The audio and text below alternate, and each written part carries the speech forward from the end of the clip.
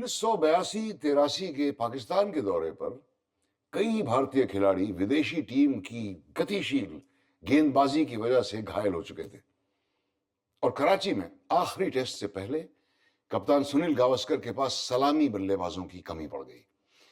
गावस्कर रवि शास्त्री के पास गए और उन्हें बैटिंग ओपन करने का प्रस्ताव दिया। रवि असमंजस में पड़ गए। वो टीम में प्रमुख रूप से लेफ्ट आर्म स्पिनर थे। उनकी उंगलियों के बीच की वेबिंग कट गई थी और वो बॉलिंग भी नहीं कर पा रहे थे।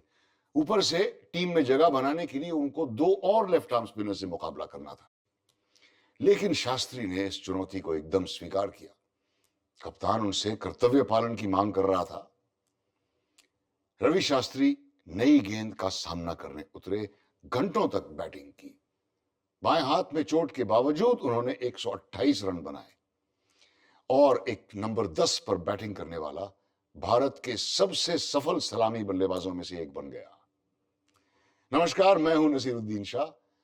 भारतीय क्रिकेट इतिहास में ऐसे साहसी हिम्मत वाले खिलाड़ियों के किस्से कारनामे लेकर एक बार फिर हाजिर हुआ हूं मिड विकेट टेल्स में। What a day for India, what a day for international cricket. That is a magnificent cover drive. India race into the pavilion with the Prudential captains. Sachin Tendulkar, first man on the planet to reach 200. Dhoni finishes off in style. India lift the World Cup.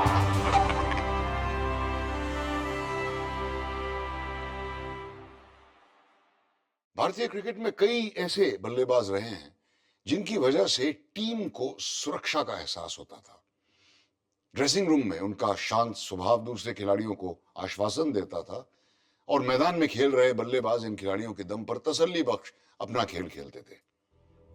चट्टानों की तरह स्थिर और फौलाद की तरह अटूट बनकर इन्होंने अपनी जिम्मेदारी को गर्व के साथ निभाया।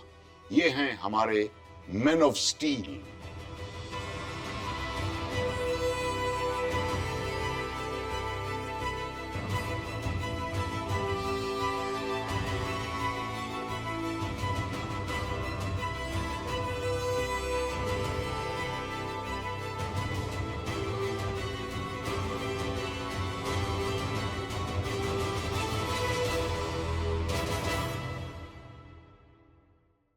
उन्नीस 1930 के दशक में विजय मर्चेंट हमारे महान ओपनर हुआ करते थे। इन्हें तकनीकी रूप से भारत का सर्वोत्तम बल्लेबाज माना जाता है। उस वक्त शायद ही किसी ने एक और विजय हजारे का नाम सुना था। शुरुआती दिनों में तो विजय हजारे महज एक मीडियम पेस बॉलर माने जाते थे, पर आगे जाके वो भारत के सबसे भरोसेमंद रन मशीन बन गए।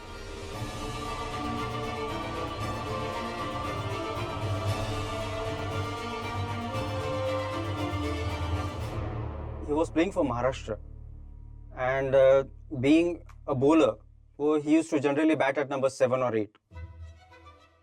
He was sent as a night watchman against Baroda. He scored his 100, he scored his second 100 as well. And when he was batting on 220 overnight, Professor Devdar was quite supportive to Vijay Hazare. As he was a captain, he came to his room and he said, Vijay, there are chances that you can score a triple 100 and you'll be the first person to do that. Vijay Hazare first class cricket में triple century बनाने वाले सबसे पहले भारतीय थे। उस वक्त वो 25 साल के हो चुके थे। उनकी बल्लेबाजी में देर से निखार आया था, लेकिन फिर वो रनों का पहाड़ खड़ा करने में विजय मर्चेंट को टक्कर देने लगे। विजय मर्चेंट 100 बनाए, हजारे वुड 100 बनाए, 200 बनाए तो हजारे वुड आल्सो फॉलो। उन्होंने 200 किया, इनका 242 हुआ, 242 हुआ, 250 किया उन्होंने। They were chasing each other in during the pentangular years. It was a healthy competition basically. Vijay Hazare used to say that we were best of friends, and it was just coincidental that one used to surpass the total of the other. Bharat में उस समय प्रमुख घरेलू प्रतियोगिता Ranji trophy नहीं बल्कि Bombay pentangular हुआ करती थी। 5 टीमें खेला करती थी। एक गोरों की टीम थी, द यूरोपियंस। बाकी टीमें धर्म के आधार पर थी। The Parsis, the Hindus, the Muslims और एक द रेस्ट, जिनमें बाकी सब शामिल होते थे। विजय हजारे ईसाई थे और ये इस टीम की ओर से खेलते थे। 1943 में बॉम्बे पेंटेंगुलर का फाइनल द हिंदूज और द रेस्ट के बीच खेला गया। उस वक्त मर्चेंट और हजारे के बीच की राइवलरी शिखर पे थी। हिंदूज के लिए खेलते हुए विजय मर्चेंट ने पहली पारी में 250 रन बना के रिकॉर्ड स्थापित किया। जवाब में हजारे ने शानदार बल्लेबाजी करते हुए 309 रन बनाए। ये रिकॉर्ड अब उनके नाम आ गया और अकेले अपने दम पे निर्बल सी द रेस्ट की टीम को हजारे जीत के बहुत करीब ले गए। 1946 में विजय हजारे इंग्लैंड दौरे के लिए चुने गए। 31 साल की उम्र में आखिरकार उनका टेस्ट डेब्यू हुआ। आंकड़ों में वो विजय मर्चेंट के बाद दूसरे नंबर पर रहे। उसी साल उन्होंने बड़ौदा के लिए खेलते हुए होलकर के विरुद्ध रणजी ट्रॉफी के फाइनल मैच में गुल मोहम्मद के साथ 577 रन जोड़े। ये आज तक फर्स्ट क्लास क्रिकेट में भारत की सबसे बड़ी साझेदारी है और चौथे विकेट के लिए एक विश्व रिकॉर्ड भी। भारत की स्वतंत्रता के साथ साथ हजारे के करियर में भी एक नया मोड़ आया। 1947-48 के ऑस्ट्रेलिया दौरे पर उनका बहुत ही अच्छा प्रदर्शन रहा और डोनाल्ड ब्रैडमैन की दी इनविंसिबल्स टीम के विरुद्ध उन्होंने हमें पूरी तरह से शर्मिंदा होने से बचाया। Now a situation had come where Mushtaq Ali and Vijay Merchant, both of them were not there for the test. So the onus of batting came on Vijay Hazare. Vijay Hazare as such was known as a man of crisis. एक तरफा मुकाबले में Australia श्रृंखला में 2-0 से आगे था। Adelaide में खेले गए चौथे टेस्ट में ऑस्ट्रेलिया ने 674 का विशाल स्कोर खड़ा कर दिया। भारत के बल्लेबाज ऑस्ट्रेलिया के सामने बुरी तरीके से असफल रहे, लेकिन विजय हजारे ने अपना जलवा दिखाया और दोनों पारियों में बेहतरीन बैटिंग करते हुए अकेले मोर्चा संभाला। In the first inning, he scored 116. Later on, in the second innings, again, he scored 145, and that was a record century in each inning. At that point in time, individual performances were the performances.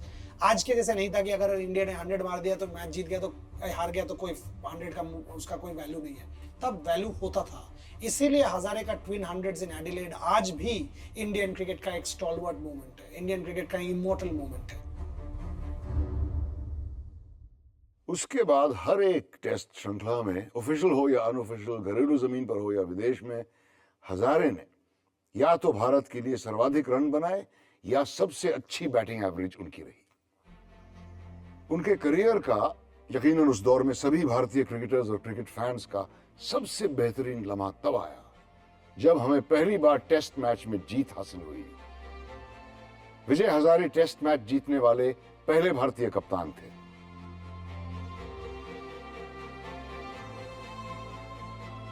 अगर किसी का भी bat लेके देखो तो edges में कहीं ना कहीं एक हाथ तो डेंट होगा ही होगा, पर the bat of Vijay Hazare we could see the marks only in the centre of the blade. Really surprising.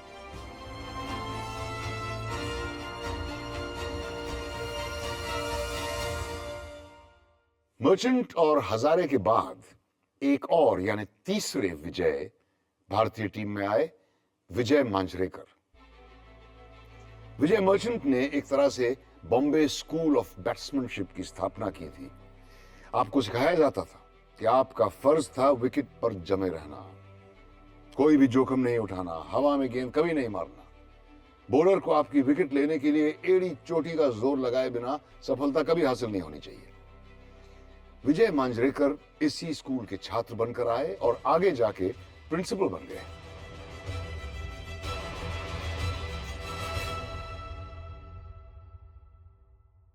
विजय मांजरेकर हमारे भारत के बहुत बड़े बल्लेबाज थे.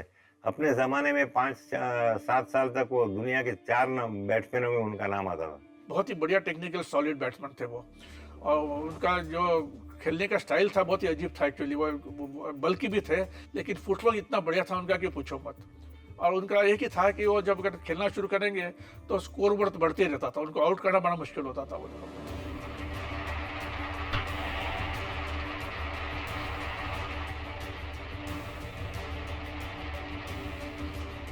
I actually saw Mr.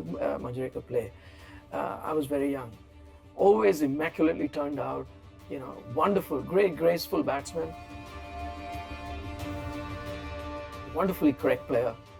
And tough, you know, a typical Mumbai school of batsmanship, as they say, you know, Shivaji Park. You know, he had that die-hard attitude.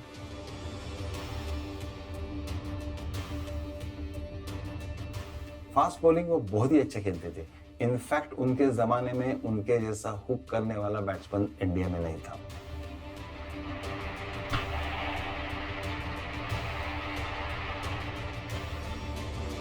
विजय मांजरेकर के खेल में risk जैसी कोई चीज नहीं होती थी। उन्हें आउट करना मुश्किल नहीं, ज्यादातर नामुमकिन हो जाता था। उनकी तकनीक और फुटवर्क उस वक्त के अन्य भारतीय खिलाड़ियों से कहीं ज्यादा बेहतर मानी जाती थी। तेज गेंदबाजी हो या स्पिन, उनकी बल्लेबाजी में कोई भी कमजोरी नहीं थी। 1950 और 1960 के दशक में उन्होंने भारत को कई बार नाजुक स्थितियों से निकाला।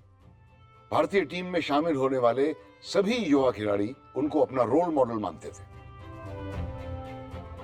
Vijay Manjrekar is perhaps the best batsman I have seen from India. Even if compared to today's date, बहुत लेट खेलते थे और बहुत अच्छे, you know, terrific technique. I used to always admire him. विजय मांजरेकर मेरे फादर के बैटिंग रोल मॉडल बन गए।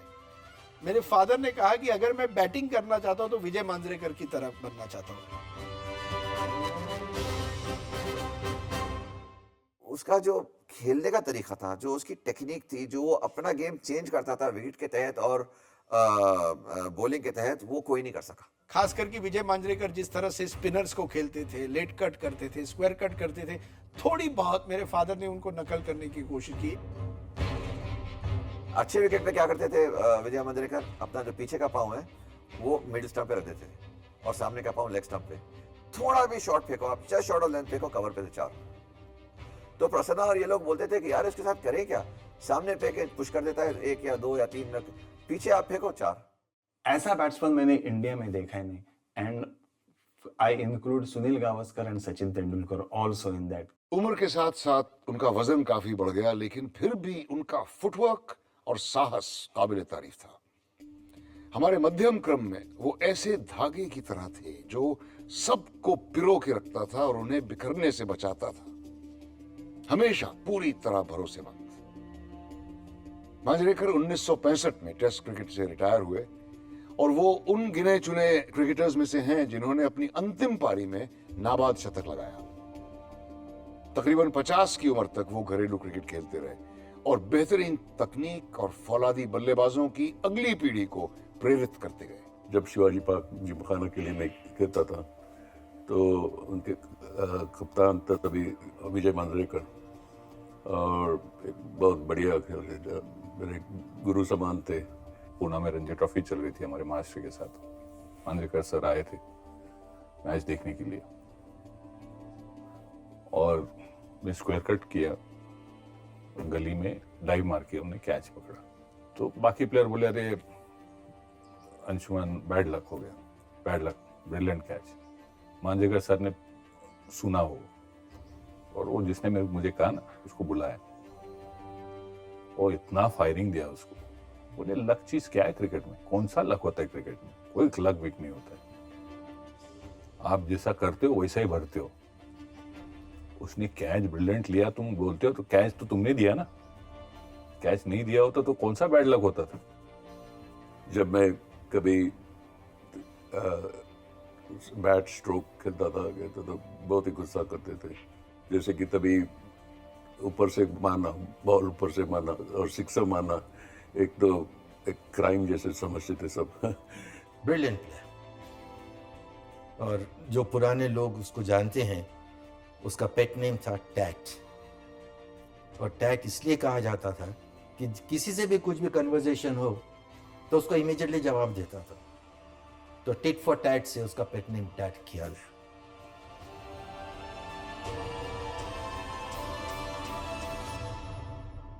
अपने आखिरी मैच में भी, बॉम्बे में एक क्लब मैच था, वो आउट होने वाले आखिरी बल्लेबाज थे।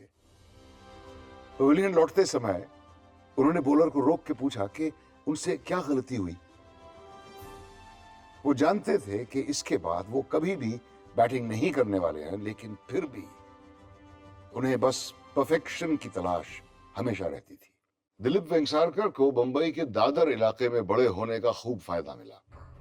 उन दिनों भारतीय टीम में 5, 6, 7 खिलाड़ी तो सिर्फ बंबई की टीम से होते थे, और वो सभी दिलीप वेंगसारकर के घर के 1 किलोमीटर के घेरे में रहते थे। ये तो बहुत पहले से ही तय था कि दिलीप वेंगसारकर कौन सा खेल खेलेंगे।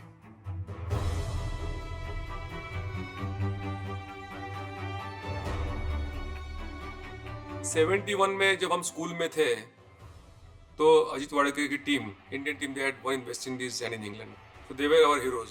Ajit Wadekar, Ashok Mankad, Sunil Gavaskar, Eknath Solkar, all those people, वो जो खेले वो सीरीज, वो हमारे हीरो थे। And they used to stay very close by, I think in Hindu colony, Dadar, Shivaji park, ये जो एरियाज है वहाँ पे सब क्रिकेटर्स रहते थे। वो अपनी स्कूल की टीम के कप्तान थे, बंबई स्कूल्स की संयुक्त टीम के कप्तान और पोदार कॉलेज की टीम के भी। 1972-73 में कंबाइंड यूनिवर्सिटीज की टीम की कप्तानी भी की, और कपिल देव, संदीप पाटिल, रॉजर बिन्नी और कीर्ति आजाद जैसे खिलाड़ियों के साथ टोनी ग्रेग के नेतृत्व में आई इंग्लैंड की टीम के खिलाफ मैच खेला। उसी दौरान उनका बंबई की रणजी ट्रॉफी टीम में चयन हुआ। Those days we used to go by train everywhere, and I used to take a score book, और मैं स्कोरिंग करता था वहाँ पे। अशोक मंगर 200, रामनाथ पारकर 180 बैटिंग, बॉम्बे 450 for 2। तो मैं बहुत नाराज हो गया था ना यार, मैं कप्तान था इंडियन यूनिवर्सिटीज का, मेरे स्कूल का कप्तान था, मेरे कॉलेज का कप्तान था, बॉम्बे स्कूल का कप्तान था, बॉम्बे यूनिवर्सिटी का कप्तान था, और यहाँ पे मैं स्कोरिंग कर रहा हूँ। और एकनाथ सोलकर इंजर्ड हो गया। जब एकनाथ सोलकर इंजर्ड हो गया तो मुझे चांस मिला and to play in the Irani Trophy. Irani Trophy में दिलीप वेंगसारकर के पहले मैच की चर्चा आज तक क्रिकेट के गलियारों में की जाती है।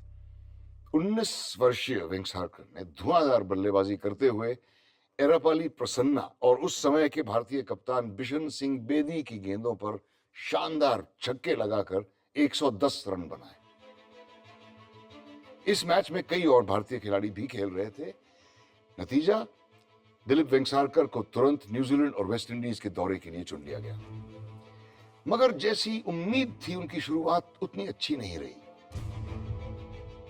I was too naive, too young to play, and that too in those conditions where it was cold, windy, and I was 19 years old. I went to open the innings, वो भी।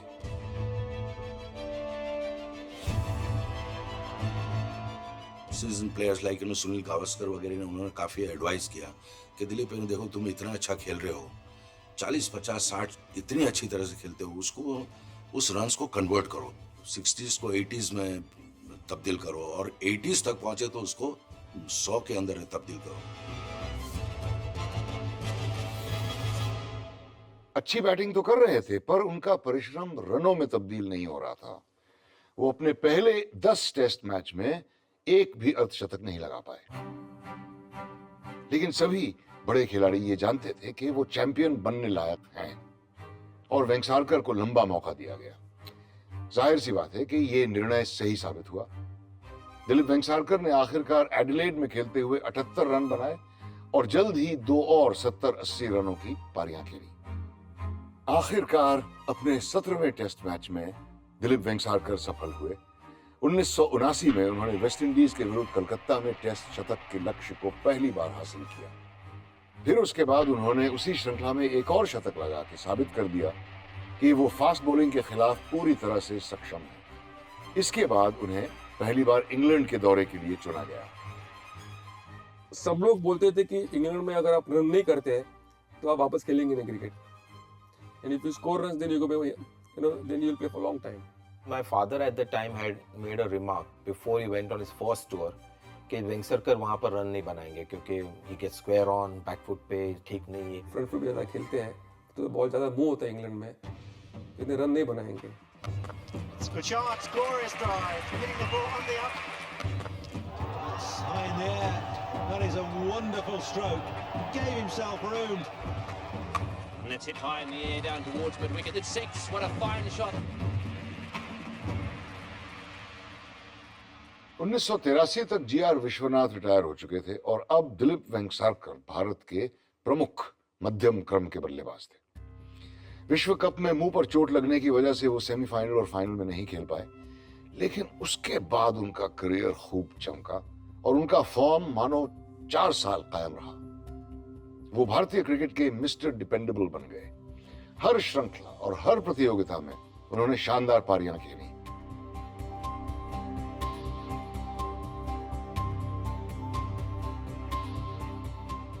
तो 1985, 86, 87 were Vengsarkar's years. He was number 1 batsman in the world. और England में जिस तरह से runs बनाए वो साबित किया कि वो he is not only a tiger at home, वो विदेशी मुल्कों में या विदेशी कंडीशन में भी रन बना सकते हैं। और लॉर्ड्स की सेंचुरी तो खास रही क्योंकि Lord's was and still is the Mecca of cricket, the home of cricket. And I was lucky that I could score 300 at Lords. I should have scored fourth one as well. I was very fourth one is the only 100 where I was very keen to score 100. And I was batting on 50. Angus Fraser was bowling. और मैं flick करने गया, leg side पे कोई नहीं था, लगता है 4 रन था एक्चुअली और थिन एज लगा, तो मुझे लगा डिकी बर्ड ने सुना ही नहीं दिया होगा, पर उसने सुना और मुझे आउट दे दिया। But having said that I was happy in that score. I could score I think 300 at the headquarters of cricket. और लॉर्ड्स के ट्रेडिशन में एक खास बात रही है कि आप ऑनर्स लिस्ट पे आपका नाम आता है अगर आप एक्सेल करें। एक्सेल किस तरह से करते हैं, आप या तो सेंचुरी लगाएं या 5 विकेट एक इनिंग में ले। और बहुत से ऐसे प्लेयर्स हैं जो I think they would give their right arm और left arm, whatever they arm they want to give to be on the Lord's ball. चाहे आस्क्ड हिम कि ये वेंगस्टर का इंग्लैंड में तुम्हारा इतना अच्छा रिकॉर्ड है, तो बोलते हैं इंग्लैंड में मजा आता है बैटिंग, क्योंकि 100 रन भी बनाओ तो ठंडी हवा चलती है एंड गर्मी नहीं होती। So I used to enjoy batting because there was this thing about Vengsarkar, he was such a good player that Ranji में अगर 100 करते थे ना, it used to be so hot that he used to just throw his wicket and come back, it was too hot. जब cricket जगत में पहली बार player rankings आई तो दिलीप वेंगसरकर डिलॉयट रैंकिंग्स में, जो बाद में आईसीसी प्लेयर रैंकिंग्स बनी, विश्व के सर्वोत्तम खिलाड़ी थे। Very dependable batsman, you can count on him. You can, so because of his copybook technique and the confidence which he used to give the ones who are watching him play, okay, yeah, here's a man who is going to stay there and give stability to the team. आदत सी थी उनकी कि अगर ball लगता था, उस जमाने में तो इतने कोई हमारे थाई पैड वगैरह ठीक ठाक हुआ करते थे, मार लगता था, कभी जो है ना मैं ये नहीं देखा कि उसको जो है रब करते हुए, बॉलर को ये नहीं बताता था कि भी जो है ना कि आपका हिट लगा है मुझे। Very courageous and brave batsman. Very fine player, जो आदमी 7000 रन करता है टेस्ट क्रिकेट में, बहुत बड़ी बात होती है, और 100 से ज़्यादा टेस्ट मैच खेलना उससे और बड़ी बात होती है।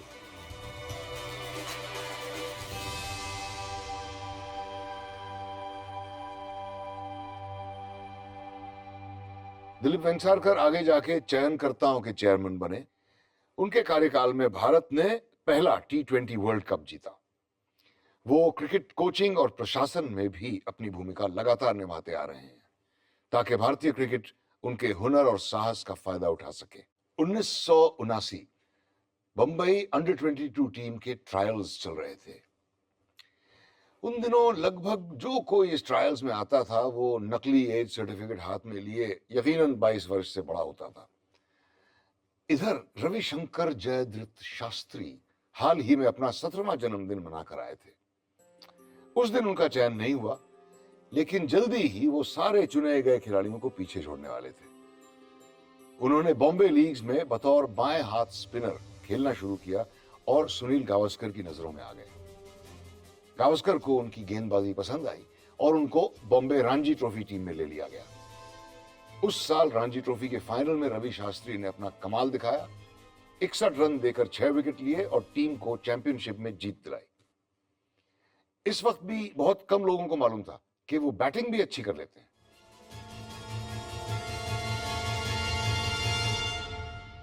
रवि शास्त्री का करियर वैसे गया कि पहले जब आए थे तो प्योर लेफ्ट आर्म स्पिनर करके आए थे, फिर पता चला कि ये बैटिंग भी अच्छा कर सकते हैं। Ravi was a wonderful bowler, I thought. Beautiful action, he's tall, high action. Ravi had a wonderful sense of the game. He's won Mumbai matches on sheer bowling. against top class batting lineup, but taking 7-8 wickets and all that. That guy was talented. There was no doubt about it. It was a matter of when and not if. फरवरी 1981 में रवि शास्त्री कानपुर में Bombay Ranji trophy की team के लिए खेल रहे थे। दोनों ही पारियों में वो 0 पर आउट हो गए और एक भी विकेट लेने में कामयाब नहीं हुए। उनका साहस टूट रहा था। अचंभे की बात यह कि उसी रात एक फोन आया। एक भारतीय खिलाड़ी विदेशी दौरे पर चोट से ग्रस्त हो गया था और रवि शास्त्री को उसका स्थान लेने के लिए बुलाया गया। एक हफ्ते बाद वो भारत के लिए न्यूजीलैंड में टेस्ट मैच खेल रहे थे। He came in place of Dilip Doshi, and in his debut he got 5 wickets. So that's where he established himself. हालांकि रवि शास्त्री भारतीय टीम में बॉलर बन के आए, लेकिन उन्होंने हमेशा संकट के वक्त में हर बार विश्वसनीय बल्लेबाजी का प्रदर्शन किया। धीरे धीरे वो बैटिंग ऑर्डर में ऊपर आते गए। 10वें नंबर से 9, फिर 8, फिर 7, फिर 6 और देखते ही देखते वो पहले नंबर पर खेलने लगे। सबसे कठिन परिस्थितियों में, जब गेंदबाजी बहुत तेज हो, पिच में ज्यादा उछाल हो या हवा में ज्यादा नमी हो, रवि शास्त्री को सलामी बल्लेबाज के रूप में उतारा जाने लगा। He became an opener looking that he will have ample time to settle down and score as many runs as possible, and this is where he exploited the opening slot, and that's a good move by any intelligent player. He knows where and how to strike, and he knew his responsibilities. He knew his limitations. He realized that the demands of modern cricket were different, that it was very hard to sustain 2 skills at the elite level. So he had to make a choice. What was he going to be? So he said that, look, I've got the ability to stay at the wicket. I can back myself. I'm a reasonably good player of fast bowling, and that's what really is required to be successful at test level. And so he honed his skills in that area and he concentrated. पर अगर रवि शास्त्री को आप जानते हो as a person, you know the secret behind his success. He is an extremely self confident person. अगर कोई चीज उनको थोड़ा सा उनको डाउट्स मन में डालेंगे तो he will just brush it off. Even now you know, अगर कुछ चीज आप बोलो तो बोलते ऐसे दिखाते it doesn't exist. Ravi Shastri 5 अलग अलग भारतीय कप्तानों के उप कप्तान रहे, मगर अफसोस के सिर्फ एक ही टेस्ट मैच में उन्हें भारतीय कप्तानी करने का अवसर मिला। ये मैच हम जीते और शानदार तरीके से जीते। अपने पूरे करियर में रवि शास्त्री को उनकी स्पष्ट सोच और कुशाग्रता के लिए जाना गया। भारतीय टीम हो या बॉम्बे की रणजी ट्रॉफी टीम, शामिल होने वाले सभी युवा खिलाड़ी रवि शास्त्री को अपना रोल मॉडल मानते थे। और क्यों नहीं, उनका साहस और दृढ़ संकल्प बेजोड़ था। 93 में मैं वो जब टीम में आया था, उस वक्त रवि शास्त्री कैप्टन थे। सचिन, विनोद, संजय मांजरेकर तीनों इंडिया के लिए सीरीज खेल रहे थे और रवि शास्त्री एक ही सीनियर प्लेयर थे। और मुंबई का एक्चुअली वो ट्रांजिशन पीरियड था, क्योंकि काफ़ी सारे सीनियर्स आइदर रिटायर हो चुके थे या बाहर जा चुके थे और पूरी की पूरी नई टीम थी। तो एक प्रेशर सिचुएशन में मैंने देखा था, आई थिंक ब्रेक के वक्त था, रवि शास्त्री ऐसे बैठे थे रिलैक्स होके और 1-2 विकेट जल्दी गई। तो रवि शास्त्री ने बोला रुको, इनको मत भेजो, 1 मिनट में मैं तैयार होके जाता हूँ। तो वो जो एक इंसिडेंट था कि भैया रवि शास्त्री आप नहीं, एक प्रेशर सिचुएशन है, मैं हैंडल बेहतर कर पाऊंगा, नए प्लेयर को मैं रखता हूँ, जब मैं वो सिचुएशन नलीफाई करूँ तब नया प्लेयर आएगा तो अपने आप कंफर्टेबली खेल पाएगा। तो वो रवि शास्त्री ने बहुत बेहतरीन तरीके से हैंडल किया और जिसके चलते वो एक क्रिटिकल मैच मुंबई जीता और वो साल चैंपियन हो पाया। Ravi was a wonderfully combative, competitive player. You know, he didn't have a great range of shots, but he backed his ability, and he was just a great person to have in the team because his attitude was always positive, larger than life. You know, he was willing to take the fight on. Flat pitches आते थे जब India में खेलना होता था, then Shastri would bat at number 6 or 7. वक्त आ गया कि जरा टफ कंडीशंस है, वेस्ट इंडीज चले जाओ, इंग्लैंड चले जाओ, where you know there is going to be a battery of fast bowling. Shastri will open and go at number 3, and he somewhere I think he took pride in that. I think one of the most determined cricketer, I would say, because जब वो Indian team में आए थे वो left hand spinner करके आए, लेकिन जब वो रिटायर हुए ही became an all-rounder and opening batsman because आप उसका रिकॉर्ड देखना वो 12 हंड्रेड्स किए as a opener. So I think it was a tremendous change from where he came in. Retire होने के बाद कमेंटेटर या क्रिकेट एनालिस्ट या अब भारतीय क्रिकेट के डायरेक्टर की भूमिका में रवि शास्त्री ने अपनी कुशाग्रता और कभी हार न मानने की योग्यता का परिचय दिया है. विजय मांजरेकर के बेटे होने का फायदा भी है और नुकसान दोनों. संजय मांजरेकर सौभाग्यशाली थे कि उन्हें क्रिकेट का हुनर विरासत में मिला, लेकिन जैसे ही उन्होंने बॉम्बे क्लब सर्किट में खेलना शुरू किया, बंबई क्रिकेट जगत में सबकी निगाहें उनके ऊपर पड़ गई. इसका दबाव झेलना उन्होंने बचपन में ही सीख लिया था. उन्होंने अपना ऊंचा निशाना बांधा और कड़ी परिश्रम करने का निश्चय लिया. वो सफलता की सीढ़ी एक एक करके ही चढ़ना चाहते थे.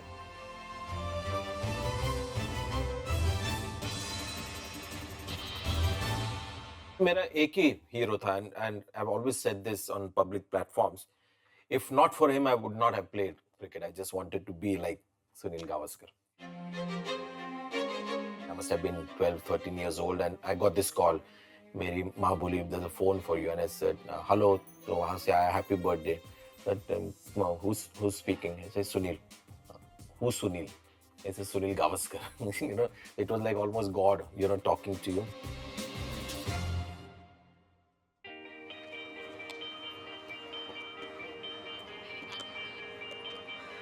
Bombay cricket is very fortunate. It's very well structured.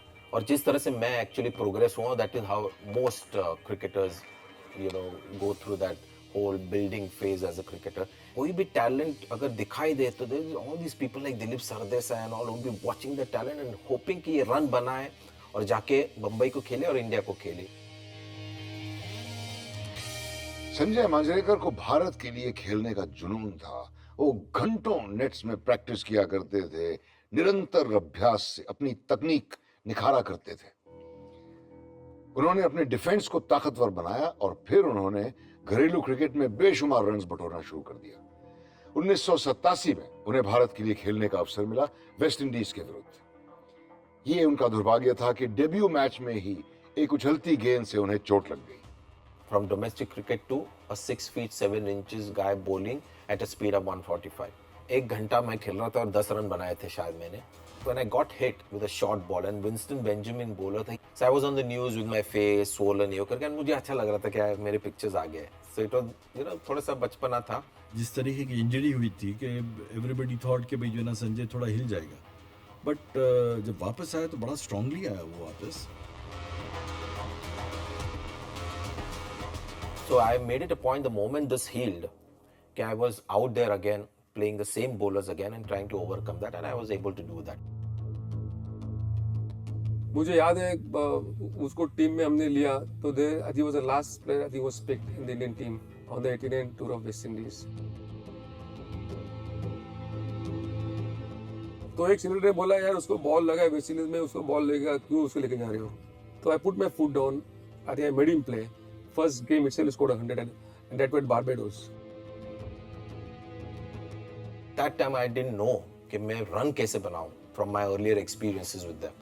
But I realized कि वो during that 100 के पहले 1-1.5 घंटा अगर चला जाए तो उसके बाद opportunities opened up.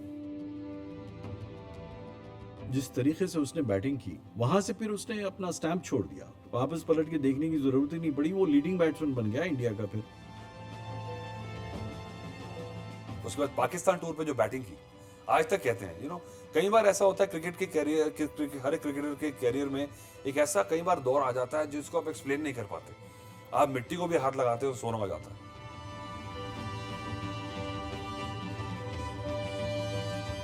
वसीम अकरम, वकार यूनिस, इमरान खान उन ग्रीन ट्रैक्स पे चारों टेस्ट मैच में मैं कहता हूँ ब्रैडमैन जैसी बैटिंग की उन्होंने. इन 3-4 सालों में संजय मांजरेकर भारत के सबसे विश्वसनीय बल्लेबाज थे. 1990 में न्यूजीलैंड और इंग्लैंड के दौरे पर वो कामयाब रहे. जब 1991 में भारत ऑस्ट्रेलिया के दौरे पर गया, संजय मांजरेकर से काफी उम्मीदें थीं. किसी कारणवश मांजरेकर का जादू चलना बंद हो गया था. 1992 की वर्ल्ड कप में उनकी नाकामयाबी ने तो हालत और बुरी कर दी। विकेट्स के बीच उनकी रनिंग पर भी सवालिया निशान लगाए जा रहे थे। चंद हफ्तों में ही भारतीय क्रिकेट की एक बड़ी उम्मीद बिखरती साबित हुई।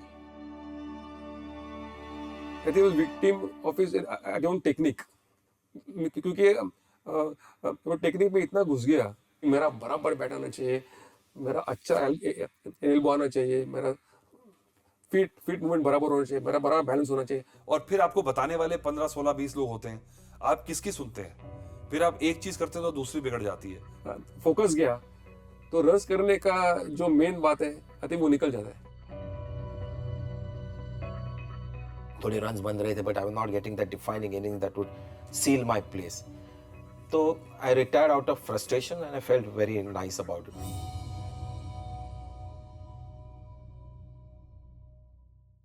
नेचुरल टैलेंट की बात करें तो शायद उनसे ज्यादा हुनर वाले कई और बल्लेबाज रहे, इनसे सजीले और आक्रामक, जिनका खेल ज्यादा मनोरंजक था, ऐसे भी कई बल्लेबाज रहे। लेकिन अगर खेल के प्रति अपनी निष्ठा, पूर्णता प्राप्त करने की तलाश, अभ्यास के प्रति तप, दृढ़ता, परिश्रम, इन सब की बात करें तो राहुल द्रविड़ का नाम सबसे पहले आता है। दिलीप वेंगसरकर और संजय मांजरेकर की तरह ही राहुल द्रविड़ का पूरा करियर दूसरे मशहूर और ग्लैमरस क्रिकेटर्स जिनके बारे में मीडिया में ज्यादा चर्चा होती है, उनकी परछाई में छिपा रहा। उनका डेब्यू सौरव गांगुली के साथ हुआ। सौरभ शतक बनाकर सुर्खियों में आ गए, जबकि द्रविड़ 100 से बस 5 रन पीछे रह गए। 2001 में ईडन गार्डन्स टेस्ट में जब वीवीएस लक्ष्मण मैच का रुख बदल रहे थे, तो दूसरे छोर पर पूरे समय राहुल द्रविड़ थे, हमेशा की तरह विश्वसनीय बैटिंग करते हुए विरोधी टीम को बिना मौका दिए। उनका करियर सचिन तेंदुलकर के बाद शुरू हुआ और पहले खत्म। राहुल द्रविड़ चुपचाप अपना काम करते गए, रन बनाते गए और 15 साल भारतीय टीम की रीढ़ की हड्डी बने रहे। राहुल द्रविड़ के करियर के दौरान जब भी भारत विदेशी जमीन पर टेस्ट जीता, तो यकीनन उसमें द्रविड़ की मुख्य भूमिका रही। इंग्लैंड हो या वेस्ट इंडीज, पाकिस्तान हो या साउथ अफ्रीका, राहुल द्रविड़ ने हर जगह लंबी पारियां खेली और बड़ा स्कोर खड़ा किया। 2003-04 में भारत ऑस्ट्रेलिया के दौरे से 1-1 की बराबरी करके लौटा। द्रविड़ ने एडिलेड टेस्ट में पहली पारी में दोहरा शतक लगाया और दूसरी पारी में भी बेशकीमती 72 रन बनाकर भारत को जीत दिलाई। Rahul Dravid player of the series घोषित हुए। Fittingly, the winning runs hit by Rahul Dravid. What a wonderful moment for Indian cricket. I remember जब हम एक बार रेस्ट ऑफ इंडिया की टीम में हम दोनों इकट्ठे थे, ईरानी ट्रॉफी में मैच था। जैसे वो प्रैक्टिस कर रहे थे, जिस लगन से वो कर रहे थे, और जैसे उनकी बैटिंग खत्म हुई, उसके बाद कहते हैं अजय मैंने खाली स्लिप कैचिंग करनी है, और 20-25 मिनट्स खाली स्लिप में कैचेस पकड़ते रहे। सो ही वाज वेरी मेथोडिकल। उनको पता था कि मैंने ये करना है, इस समय मैंने ये करना है, प्लान आउट करना है। कई बार क्या होता है, आप थोड़ा रिलैक्स कर जाते हैं कि आज मैंने इतने बड़े रन कर दिए हैं, थोड़ा रिलैक्स कर जाऊंगा, थोड़ा मैं आराम कर लेता हूँ। But I think Rahul Dravid is a role model. Rahul Dravid का मैं बहुत बड़ा फैन हूँ। ना पाकिस्तान जाएं तो थोड़ा सा मन में कहीं होता है खटका कि सामने शोएब अख्तर होगा इस बार, तेज डालता है, सब जानते हैं, रावलपिंडी एक्सप्रेस खूब हाइप भी है। तो मैच से एक दिन पहले शाम को दरवाजे पे खटखटाहट, सामने देखा राहुल द्रविड़। अरे क्या हुआ? सिर्फ एक बात कहने आए थे कि आकाश जो तुमने पहले खेला हुआ है उससे कुछ अलग नहीं होने वाला। तुमने ब्रेटली को खेला, गिलेस्पी को खेला, तुम आसानी से खेलोगे शोएब अख्तर को, कल परवाह मत करना, अपनी गेम खेलना। तो उनके पास ये एक क्षमता थी कि ये सोच सके कि सामने वाला क्या फील कर रहा है, महसूस कर रहा है। Rahul Dravid just because of his hard work he is reached this height. शायद टैलेंट उतना नहीं था, but the way he used to work hard, technique उनकी हमेशा अच्छी थी, but I think because of that he has had such a big and prolonged career. दूसरी चीज राहुल द्रविड़ की जो ये थी कि वो टीम के लिए कुछ भी करने को तैयार थे। अगर आप कहें कि आप विकेट कीपिंग कीजिए, राहुल द्रविड़ कीपिंग करेंगे।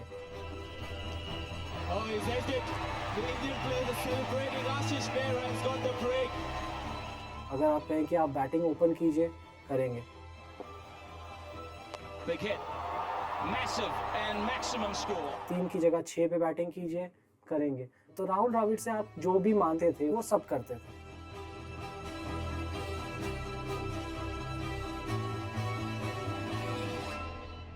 अंग्रेजी में कहावत है, when the going gets tough, the tough get going. आज हमने जिन क्रिकेटर्स की बात की, उनके हुनर और कलात्मकता को मुकम्मल तौर पर सराहा नहीं गया, लेकिन भारतीय क्रिकेट के लिए उनके रनों की दौलत और टीम में एक स्तंभ की तरह जमे रहने का योगदान बेमिसाल है। सभी नम्र स्वभाव के थे, लेकिन जरूरत में वो सख्त मिजाज के साथ भी खेल सकते थे। वो टीम के लिए अपना कर्तव्य भली भांति जानते थे और भारत के लिए हमेशा गर्व से मैदान में उतरते थे।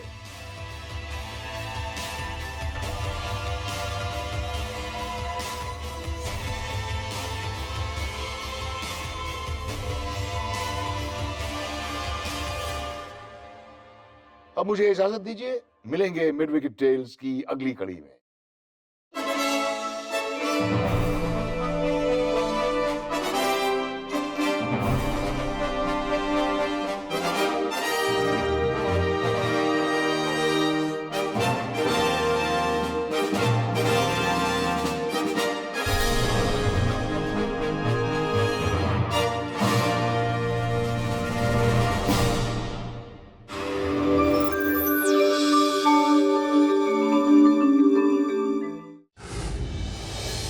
Like, share, subscribe and click on the bell icon to never miss an update from Epic.